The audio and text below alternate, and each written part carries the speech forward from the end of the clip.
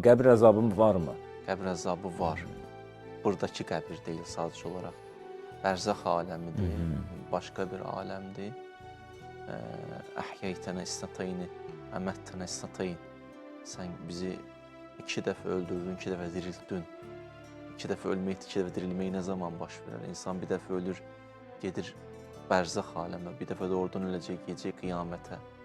Və bu keçid, bu bərzəx keçidi, orada bir sorğu-suallar var.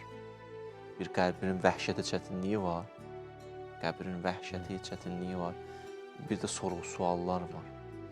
O sorğu-suallara baxırsan, sadə suallardır, amma dərin suallardır. Çünki o suallar sənin canıva verilir.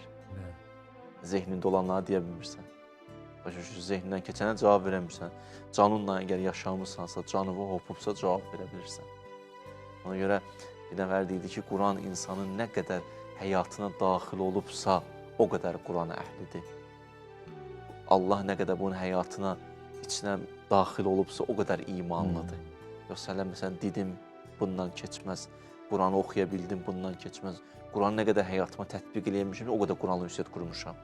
Ona görə mən Rəbbuk deyəndə bəzi insanlar nə olacaq, cavab verə bilmir.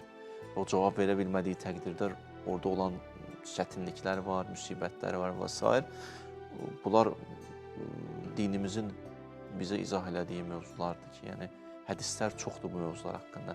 Həm əzabı haqqında, həm bu tərəf haqqında.